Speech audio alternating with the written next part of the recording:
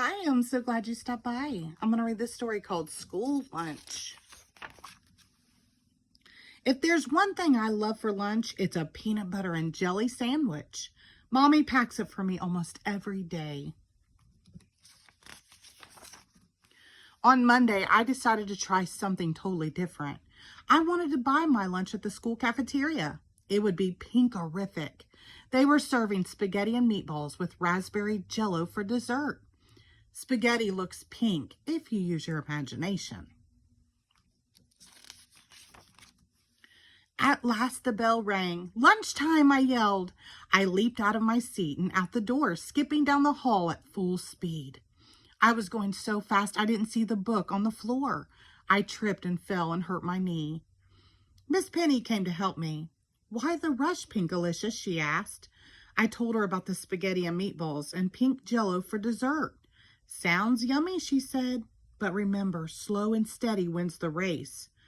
I wasn't sure what she meant, but I was too hungry to ask. Miss Penny walked down to the cafeteria with me. I got in line and waved goodbye.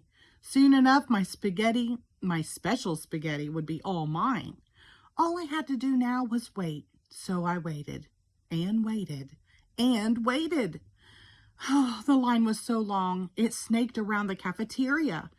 We moved slowly, inch by inch. My tummy started grumbling. My knee throbbed. The room was noisier than I remembered. This was taking forever. At long last, it was my turn to order. I cleared my throat and said, "Spaghetti and meatballs with raspberry jello, please." Ethel, the lunch lady, didn't hear me. "Excuse me," she said. "Spaghetti and meatballs and jello," I tried again. It was no use. The room was too loud. Ethel shrugged and handed me a plate with green beans and a sloppy joe. No matter how hard I squinted, it did not look pink or tasty. I cleared my throat to try one last time, but just then the bell rang. It was time to go back to class. I couldn't believe what just happened. This was supposed to be my big day, my cafeteria feast. Now, instead of spaghetti and meatballs and raspberry jello, I had nothing but an empty stomach. In math class, I had trouble paying attention. I was so hungry. Triangles look like pizza slices. Circles look like pies. When Miss Penny showed us that a square cut diagonally makes two triangles, I thought she was cutting a sandwich in half. My tummy grumbled. That night, I told Mommy and Daddy about how everything had gone wrong, how I had tripped and fallen, how I had hurt my knee, how it had taken forever to get through the line, and when I finally got there, the lunch lady couldn't hear my order. "I'm sorry, honey," said Daddy. "Would you like me to make you a peanut butter and jelly sandwich for tomorrow?" asked Mommy. I didn't know what to do. Today did not turn out very well, but tomorrow they were serving grilled cheese sandwiches. I like grilled cheese. "I'll try again tomorrow, except this time I'll be prepared," I said. I finished my dinner and went to my room. If I was going to actually eat the school lunch, I needed to have a plan. The next day at school, when the lunch bell rang, I pulled out the plan I had made the night before. Step 1, I read out loud, "Watch your pace. Slow and steady wins the race." I made sure not to rush to the cafeteria, and this time I made it without falling or bruising my knees. Miss Penny was right. This was much better. At the cafeteria, I got in line and looked around. There were still lots of kids ahead of me. I started getting frustrated, but then I remembered my plan was prepared.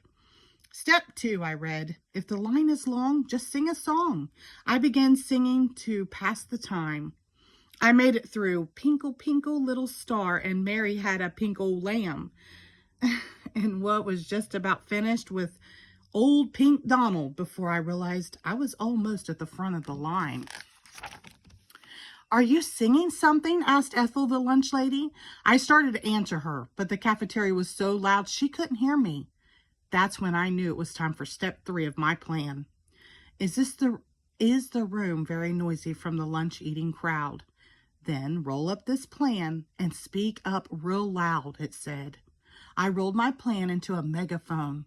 I put it up to my mouth and asked for a grilled cheese sandwich and a piece of pie. Huh? Said Ethel. Even with a megaphone, she still couldn't hear me.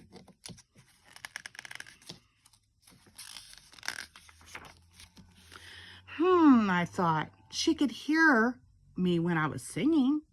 I know. May I please have a grilled cheese and a piece of cherry pie? I sang. This time, Ethel heard me.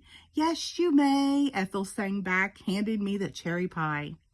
Here's your grilled cheese, sang the other lunch lady, giving me another plate.